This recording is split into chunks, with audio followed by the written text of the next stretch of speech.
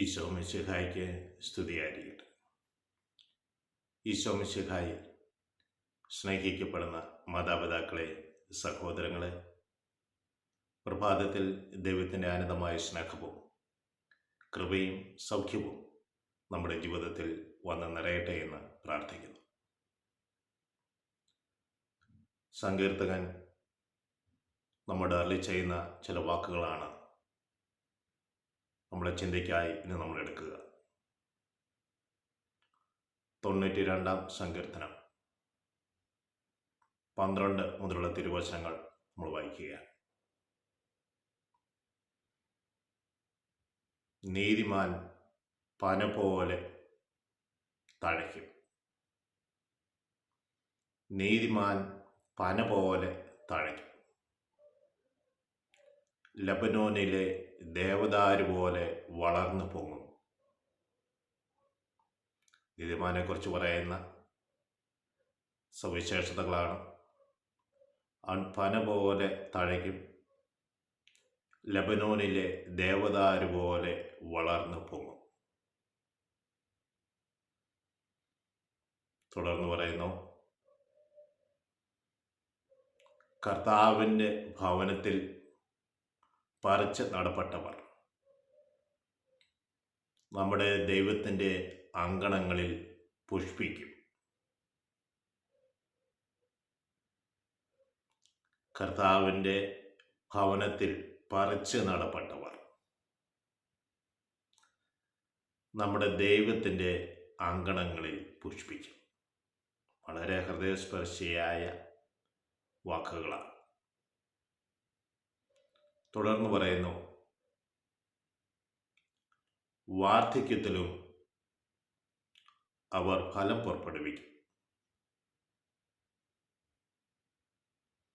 പ്രായമായി എന്ന് ചിന്തിക്കരുത്, എനിക്കൊന്നും ചെയ്യാനില്ല എന്ന് നീ ചിന്തിക്കരുത്. വാർദ്ധക്യത്തിലും അവർ ഫലം പുറപ്പെടുവിക്കും. തുടർന്ന് നമ്മൾ കാണുക, വാർദ്ധക്യത്തിൽ അവർ ഫലം പുറപ്പെടുവിച്ച് അവരുടെ ചില പ്രത്യേകതകൾ എടുത്തു പറയുകയാണ്. തുടർന്ന് പറയുകയാണ്, അവർ പുഷ്ടിയുള്ളവരും ഉന്മേഷമുള്ളവരുമായിരിക്കും. വാർദ്ധക്യമാണ് എന്ന് ചടഞ്ഞുകൂടിയിരിക്കുകയല്ല, അവർ പുഷ്ടിയുള്ളവരായിരിക്കും, അവർ ഉന്മേഷമുള്ളവരായിരിക്കും. തുടർന്ന് പറയുന്നത്, എൻ്റെ കർത്താവ്, എൻ്റെ പാറയായ കർത്താവ് പരമാർത്ഥതയുള്ളവനാണ്. എൻ്റെ പാറയായ കർത്താവ് പരമാർത്ഥതയുള്ളവനാണ്. ഇത് നീ പ്രഘോഷിക്കുവാൻ വേണ്ടിയിട്ടാണ്. Praise Lord. പ്രിയ സഹോദരങ്ങളെ, നീതിയോടെ ജീവിക്കുക. നീതി എന്താണ്? ഒരുവനിൽ നിന്ന് അർഹിക്കേണ്ടവന് അർഹിക്കേണ്ടതുപോലെ ലഭിക്കുക എന്നുള്ളതാണ്, അല്ലെങ്കിൽ കൊടുക്കുക എന്നുള്ളതാണ്. നീതിയുടെ ദൈവമാണ്. നീതിയായി ജീവിക്കുവാൻ വേണ്ടി ശ്രദ്ധിക്കുക. കർത്താവിൻ്റെ കൂടെയായിരിക്കുക. നമ്മുടെ മനസ്സാക്ഷി, ഞാൻ കഴിഞ്ഞ ക്ലാസ്സുകളിൽ സൂചിപ്പിച്ചു, ദൈവത്തോട് ചേർന്നിരിക്കട്ടെ. വാർദ്ധക്യം എന്ന് പറയുമ്പോൾ നമ്മുടെ പ്രായം കൂടുമ്പോൾ വാർദ്ധക്യത്തിലേക്ക് കടന്നു എന്ന് നമ്മൾ പറയാറുണ്ട്. നമ്മുടെ മുമ്പിൽ എപ്പോഴും നിറഞ്ഞു നിൽക്കുന്നത് 33 വയസ്സുള്ള ഈശോ മിശിഹായാണ്. ആ തീക്ഷ്ണതയോടുകൂടി, ആ ചുറുചുറുക്കോടുകൂടി നമ്മളായിരിക്കണമെന്ന് തിരുവചനം നമ്മൾ ഓർമ്മിപ്പിക്കുകയാണ്. അതുകൊണ്ടാണ് പറയുന്നത്, വാർദ്ധക്യത്തിലും നീ പുഷ്ടിയുള്ളവനും ഉന്മേഷമുള്ളവനുമായിരിക്കും. കാരണം എന്താണ്? എൻ്റെ പാറയായ കർത്താവ് പരമാർത്ഥതയുള്ളവനാണ്.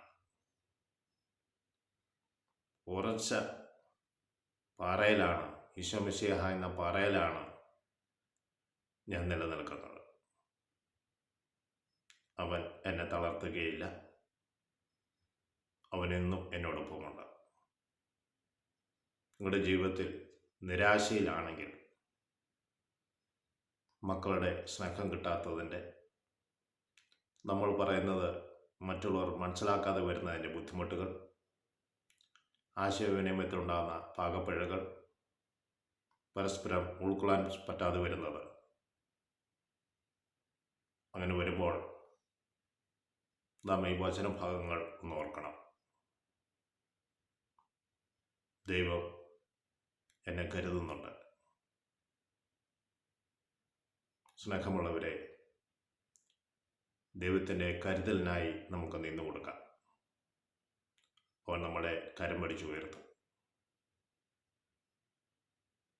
വാർദ്ധക്യത്തിലായിരിക്കുന്ന അനേക വ്യക്തികളെ ഞാൻ ഓർത്ത് പ്രാർത്ഥിക്കുന്നു. പ്രത്യേകിച്ച് UK കുഞ്ഞുമാൻ എൻ്റെ സാലമ്മ ദമ്പതികളെ ഓർത്ത് പ്രാർത്ഥിക്കുന്നു.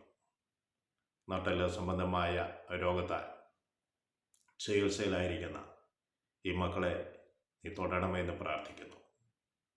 ഈശോയെ, അവരെ നീതി പ്രവർത്തിച്ച് മുന്നേറുവാനുള്ള ശക്തി കൊടുക്കണമേ. അങ്ങയുടെ ഭവനത്തിൽ പറിച്ചു നടപ്പെട്ടവർ നമ്മുടെ ദൈവത്തിൻ്റെ അങ്കണങ്ങളിൽ പുഷ്പിക്കും എന്ന് നീ അരുളി ചെയ്തിട്ടുണ്ടല്ലോ. ദൈവമേ, അവരുടെ അസ്ഥികൾക്ക് നീ ബലം കൊടുക്കണം. തുടർന്ന് പറഞ്ഞു, വാർദ്ധക്യത്തിലും അവർ ഫലം പുറപ്പെടുവിക്കും. ദൈവമേ, വാർദ്ധക്യത്തിൽ ഈ ആയിരിക്കുന്ന അവസ്ഥയിൽ ഫലം പുറപ്പെടുവിക്കുവാൻ കർത്താവേ ഇടവരുത്തണമെന്ന് പ്രാർത്ഥിക്കുന്നു. തുടർന്ന് പറഞ്ഞു, പുഷ്ടിയുള്ളവരും ഉന്മേഷമുള്ളവരുമായിരിക്കും.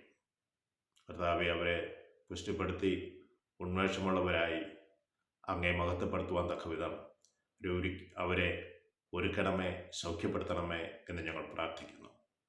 പരിശുദ്ധ അമ്മേ, ആശ്രയമാതാവേ, ഈ മക്കൾക്ക് വേണ്ടി പ്രത്യേകമായ മധ്യസ്ഥം വഹിക്കണമേ. പിതാവിനും പുത്രനും പരിശുദ്ധാത്മാവിനും സ്തുതി. ഈശോ മിശിഹായിക്ക്